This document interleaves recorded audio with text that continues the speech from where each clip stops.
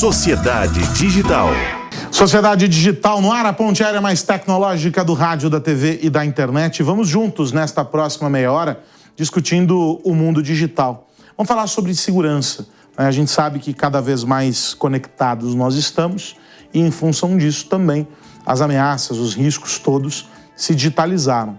Ouso dizer até que eles talvez tenham se digitalizado antes de nós, não é? Uma vez que os cybercriminosos estão sempre uns 3 passos adiante. Que se gastassem a criatividade que tem para coisa boa, o mundo ia ser uma potência. E a gente, óbvio, tem que se preocupar. No caso brasileiro específico, eu já falei isso aqui em vários outros programas, a atenção tem que ser redobrada. O Brasil o brasileiro, de maneira geral, é um early adopter. E aí acaba mergulhando, assim, se joga no penhasco sem paraquedas para qualquer novidade que surge. E aí também acaba, óbvio, se deparando com riscos e com vulnerabilidades maiores. E o Brasil figura lá no topo de quase todos os tipos de crimes cibernéticos, modelos de ataque e etc. Todos esses rankings, o Brasil ocupa posição de destaque. Somos um grande mercado, é verdade. Mas a gente precisa falar sobre isso à luz de como o mundo orquestra essa preparação e como é que as empresas, como é que os profissionais de cibersegurança estão olhando para esse movimento, estão trabalhando para garantir mais segurança no ambiente digital. Uma vez, e é importante dizer isso também, uma vez que não há mais fronteiras para o mundo digital e para o mundo físico. E muitas vezes as ameaças que nos alcançam lá vão se manifestar de alguma maneira como um prejuízo aqui. Para a gente discutir isso e muito mais, eu estou recebendo o CISO da Electron Cybersecurity, o Daniel Tupinambá. Daniel, querido, muito obrigado por estar aqui no Sociedade Digital.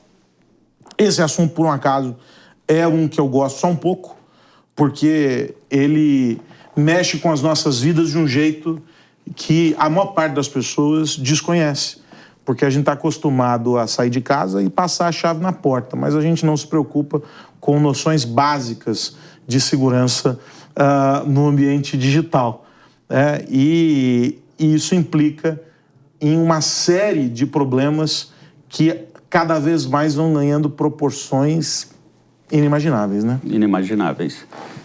Bom, primeiro, muito obrigado, a satisfação enorme de estar aqui. Espero que nós possamos levar um pouco dessa mensagem, até começando pela sua fala, de transformar um pouquinho da percepção de segurança cibernética como uma relação de necessidade, como uma relação de algo cotidiano, trivial nas nossas vidas, uma vez que o grau de dependência de dispositivos digitais é tão alto que nós nem nos damos conta muitas vezes. Cheio de sensores conectados, os watches, glasses, além, obviamente, do celular, que já está um pouco mais habitual na nossa vida, mas que a gente ainda não sabe proteger adequadamente.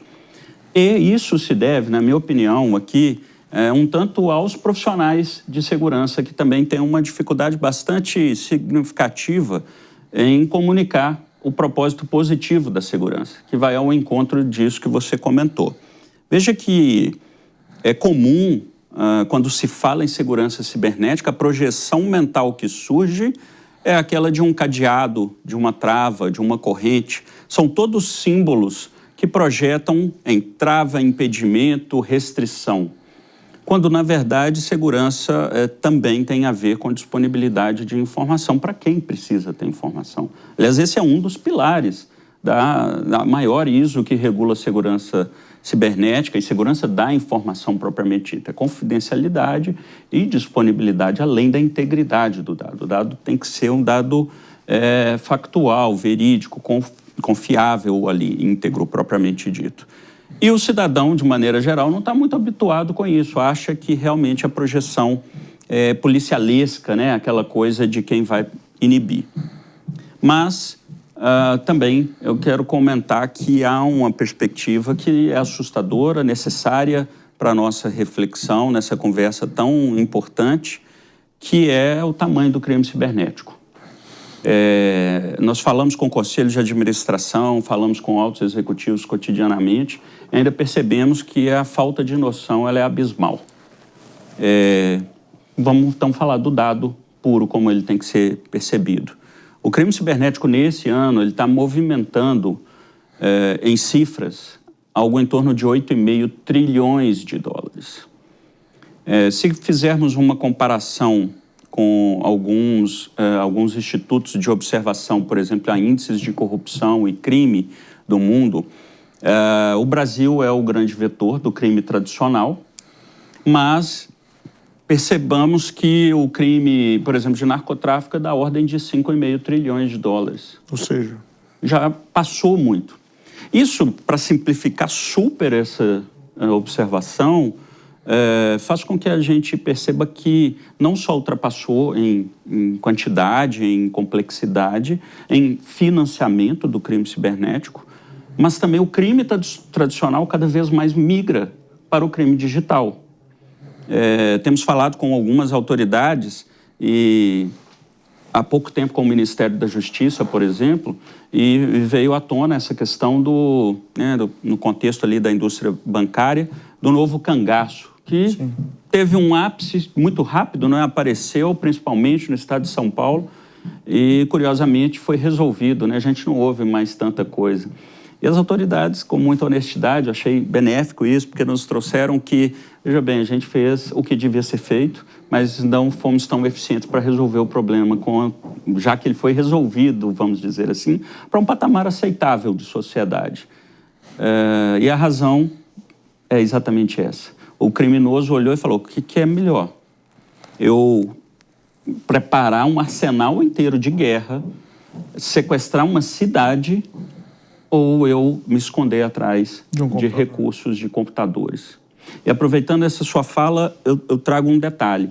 Ainda, nós como indivíduos temos uma percepção ainda romantizada do atacante cibernético, como aquela coisa do, meio... O garoto imaturo, adolescente, com moletom, capuz, aquela coisa bem underground ali, Exatamente. Quando, na verdade... agora a gente começa a ouvir mais, o crime está na Faria Lima, com essa analogia. E o crime cibernético, sim, está por ali, como empresas instituídas, são grupos absolutamente organizados, E é interessante, vocês estiveram agora há pouco tempo na Assembleia da Interpol. O Brasil não é o único... a única vítima, não é o único vetor. Nós não estamos isolados nisso. Mas nós, diferente do resto do mundo, subestimamos ainda o cybercrime. O que você consegue trazer dessa visão global, com vários players globais? Nós ainda tratamos como algo menor frente a outro, porque nós estamos agora falando do PL antifacção, projeto de lei nas câmaras municipais, as assembleias estaduais, para discutir combate ao tráfico e não, vamos reforçar fronteiras e aquela coisa e tal. Mas nós temos um plano de segurança cibernética que está em algum escaninho aí, de alguma gaveta lá em Brasília, e ninguém sabe muito bem para onde ele vai. Ou seja, o Brasil sabe do problema, mas nós subestimamos ele e os outros países não? Essa é uma avaliação correta? Excelente ponto. Eu só não... Aí é um dilema mesmo, tá? Eu não resumiria como uma perspectiva de subestimar, porque, principalmente, aí eu reitero a questão da percepção de corrupção, onde há um interesse das quadrilhas em deixar aquele elemento ali vivo também na sociedade e influenciar, além de financiar, influenciar também, assim como os modelos tradicionais de corrupção. Então, quanto mais você endurece também a perspectiva de uma legislação, desde a aeroportuária, de portos de importação e exportação de matérias diversas, o agro no Brasil, que tem uma questão super peculiar para o mundo, mineração e tantas outras indústrias que são notáveis da nossa sociedade e que, no fim do dia, quando a gente olha para a perspectiva mundo, aparecem como notícias escandalosas, os elementos que são para nós nos orgulharmos, como o futebol. E aí nós olhamos, de repente, no futebol também tem crime cibernético envolvido, através de manipulação desse ou daquele fato, ou suspeita de, né, alegadamente, etc. No restante do mundo, existem 2 outros elementos que nos chamam a atenção, e isso nós podemos assimilar melhor ainda ali na Assembleia da Interpol. A diferente da... talvez eu colocaria mais como negligência que é colocada aqui no contexto brasileiro, em outras sociedades existe uma certa inocência ainda, em desacreditar que seja tão complexo assim. Então, por isso, nós que fomos a única empresa de cyber de todo mundo nessa Assembleia, isso nos deixou bastante felizes, porque mostrou um pouco da expertise brasileira em face desse tema, sendo um conjunto de autoridades muito restrito, e nós fomos, durante toda a semana passada, questionados assim, mas a técnica para combate que vocês usam lá, né, ministros, além das autoridades, altas patentes de outras autoridades que estavam ali também no evento, vieram nos questionar assim, a nossa estratégia aqui do país XYZ, qual que seria uma boa abordagem, já que vocês lá no Brasil estão sendo melhor sucedidos na perspectiva de ter uma concentração de ataque tão violenta, tão enfática, e ao mesmo tempo tem tido uma certa... um resultado também perceptível pelos países no exterior. Dá para a gente dizer, então, com base nisso, de que a visão é a do copo meio cheio. Apesar de a gente ter um volume grande ainda de prejuízo, de a gente ter ainda um volume grande de ataques. Eu tive recentemente em um evento de uma empresa com alguns convidados do setor financeiro e tal, e todos tentaram manter, de alguma maneira, o otimismo, dizendo assim, poxa, a gente já viveu períodos em que os atacantes estavam muitos passos na nossa frente em algumas modalidades. Hoje, de alguma maneira, nós somos capazes até de antever algum tipo de movimento ou reagir no intervalo de poucas horas a uma nova técnica ou algum novo tipo de situação. E isso é um amadurecimento, e é um amadurecimento que vem também de uma mudança de cultura, né? A gente falava muito sobre a história do security by design. Perfeito. E essa coisa toda, mas acho que numa sequência, talvez, no momento em que a TI deixou de ser uma área de serviço das grandes companhias e passou a ser core do negócio em todas as áreas, ela trouxe a reboque um pouco da segurança. E isso deu mais capilaridade, deu mais força para que a empresa, de maneira quase que holística, começasse a ver essa questão. E aí os investimentos aconteceram. Porque eu acho que é muito par e par a ideia de que na crise eu não deixo de investir em tecnologia, porque é a tecnologia que vai me fazer rampar quando a crise passar. Eu também não deixo de investir em segurança. Essa é uma noção que já está mais madura para o board das empresas. Vamos falar das grandes empresas, talvez as médias e pequenas ainda tenham sobressaltos, se traiam ainda nessa visão. E tenham aquela ideia de que vão comprar um pacote lá da Play e aquilo vai ser suficiente. Mas essa cultura mudou, ou não? Vem mudando. Eu diria que está num gerúndio, porque ela não é conclusiva ainda. Nós temos um árduo caminho pela frente, mas tem um ponto que mudou e isso nos deixa muito felizes, que é essa perspectiva de colaboração entre empresas com autoridades. Então, o setor público, mesmo internacional, e isso foi uma conclusão muito boa também desse evento e de alguns outros que nós temos participado, com essa perspectiva de colaborar, porque os atacantes colaboram muito entre si. Sim.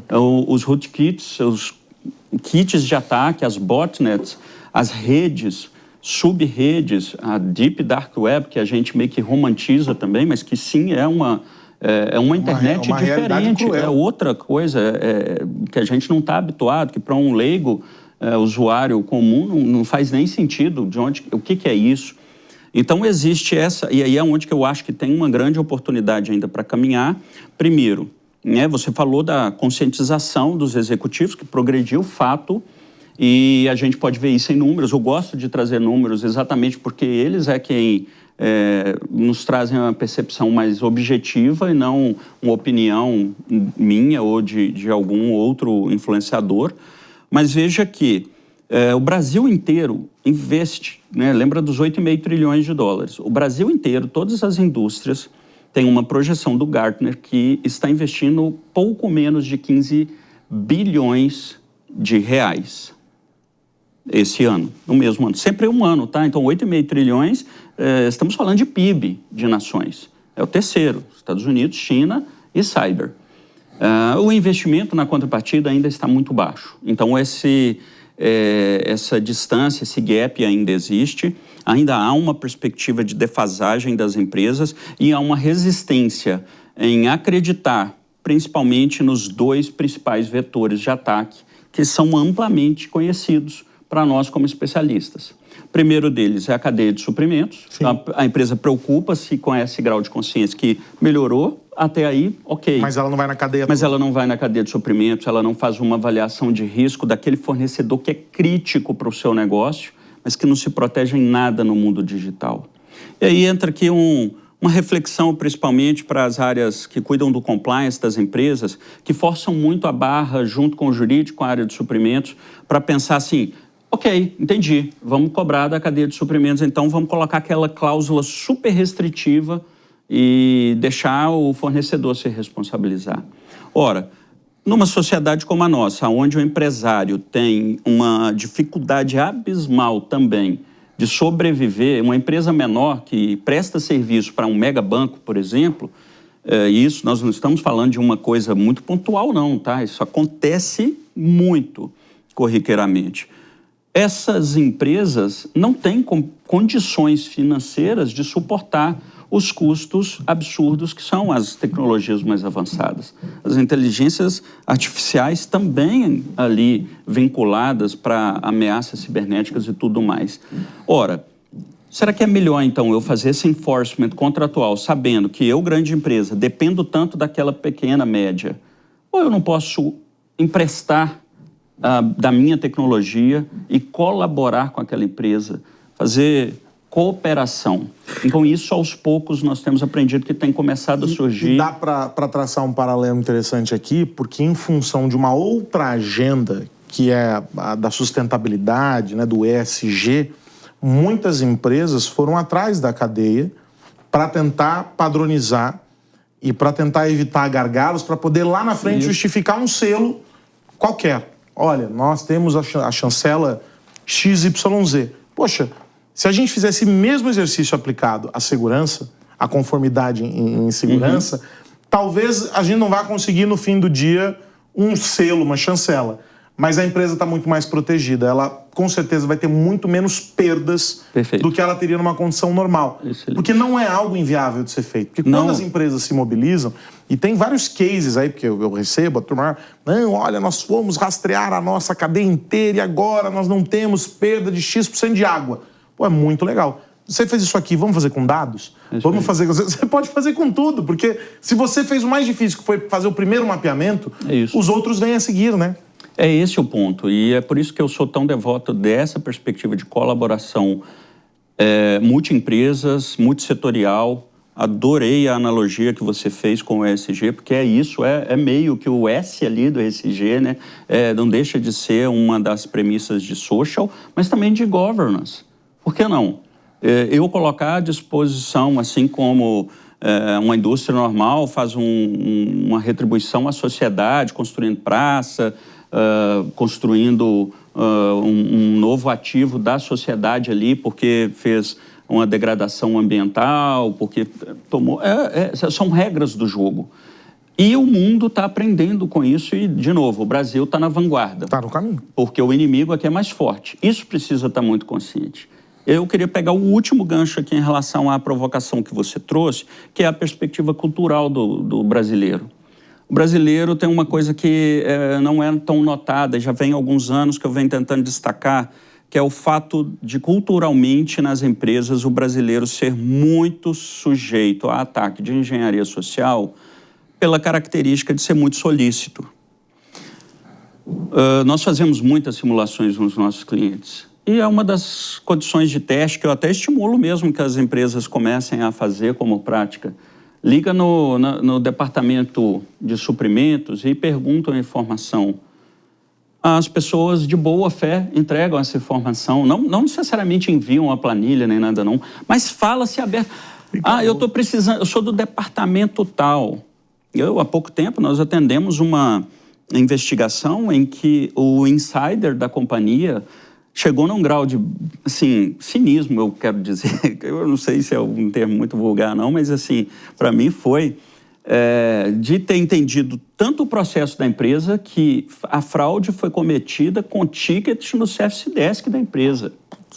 Porque o cara entendia que assim, poxa, na época do fechamento do mês, quando vai rodar a folha de pagamento, os pedidos da área do fiscal, RH e suprimentos são atendidos com SLA máximo pela TI.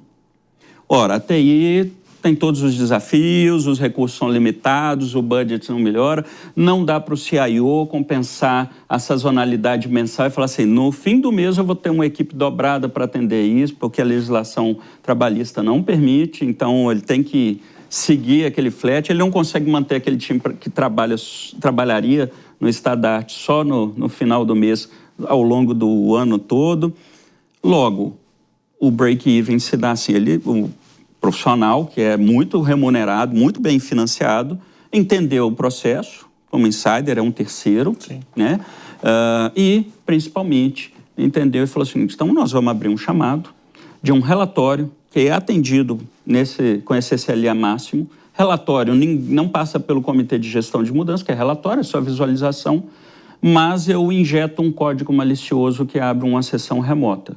Nesse ato, você, hacker, que está fora da empresa, que sabe dar os comandos todos, você faz o que tiver que fazer. Depois, não esqueça de apagar os logs e, por favor, toda a instrução, muito bem documentada a perspectiva.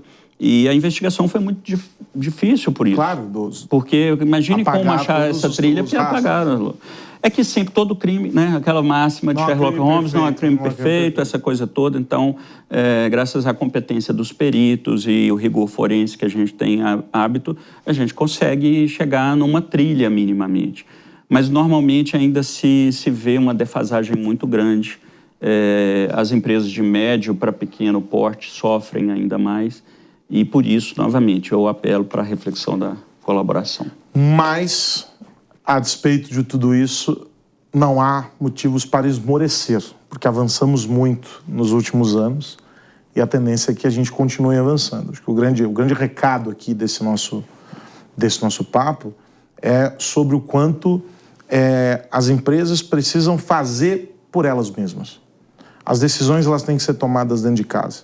É você que vai buscar o parceiro correto, é você que vai buscar o aconselhamento para poder adequar, para poder mudar a sua infra. É você que vai tornar mais ou menos segura a tua operação. E você vai escolher o quanto você quer investir nesse processo. Porque, no fim do dia, não é sobre gastar com segurança. É sobre investir em segurança para não perder com fraudes como essa que o Daniel apresentou aqui pra gente. Papo muito bom com o Daniel Tupinambá, da Elitron Cybersecurity. Ele que é o CISO, não é o dente. Ele é mas não deixa de ser o juízo, né? É o juízo da empresa. É o cara responsável pela segurança, né? O diretor de segurança da informação, vamos traduzir dessa maneira o cargo da Elitron. Obrigado, querido, por estar aqui. Até a volta. Muito obrigado. E para você que esteve conosco nesta última meia hora, o meu muito obrigado. O convite também para que você me encontre aqui na semana que vem discutindo mais desta nossa sociedade cada vez mais digital. Um grande abraço. Tchau. Sociedade Digital. A opinião dos nossos comentaristas não reflete necessariamente a opinião do Grupo Jovem Pan de Comunicação. Realização Jovem Pan.